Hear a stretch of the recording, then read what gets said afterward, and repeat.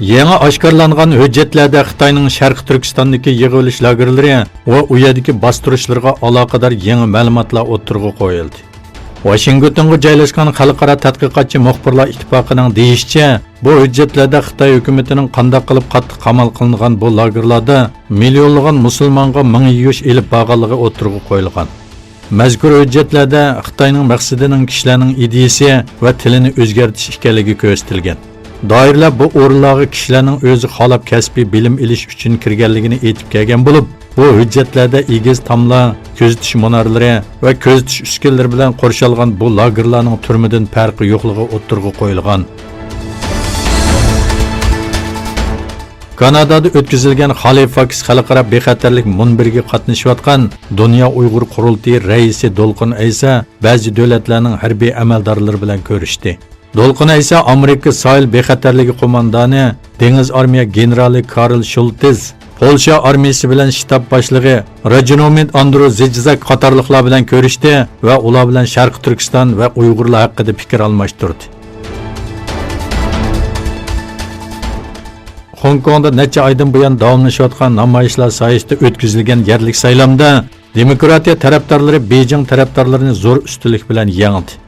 Hong Kong nüfusi 7.400.000 bo'lib, jami 18 rayondan 452 nafar parlament a'zosi saylab chiqiladi. Demokratiya tarafdorlari 20 dan ko'p o'rinni qo'lga keltirgan bo'lib, bu yerlik saylam kelar yillik parlament cho'ng saylami uchun hal qilg'uch ahamiyatga ega.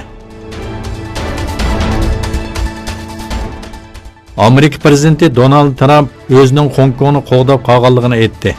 Fox xabar kanalining Fox va Do'st nomli programmasiga qatnashgan Trump Hong Kongdagi namoyishlar haqida to'xtalganda, "Men erkinlik tarafida turaman, men biz qilishni orzu qiladigan ishlarning tarafida turaman, lekin biz hozir tarixiy xarakterlik bir savdo kelishimi tuzish oldida turyapmiz" dedi. U Xi Jinpingning texin necha ming kishining o'limiga sabab bo'ladigan bostirish ilib bormaganligini, buning dil o'zining Xitoy bilan savdo suhbati ilib berayotganligi uchun bo'lganligini aytdi. U mundaq dedi: "Agar men bo'lmagan bo'lsam, Hong Kong allburun tugishadi. 14 minutga ketmaydi." U Xitoy bilan savdo kelishimini tuzishning ahamiyatini ta'kidlab, o'zining Hong Kongni qo'llaydiganligini, lekin Xi Jinpingning tarafida turadiganligini aytdi.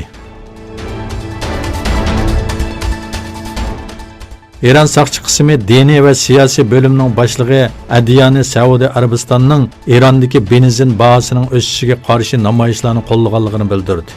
Tasnim agentligining xabar qilishicha, Adiyani biz qo'lga ilinganlarni so'roq qilish jarayonida orasidagi bir qism kishilarning Saudiya Arabiston, munofiqlar va podshoh tarafdorlari bilan munosabati borligini bayqadik dedi. Bu namoyishlarda saqchilar bilan namoyishlar orasida yuz bergan to'qinishlar bexatarlik jangi deb atadi.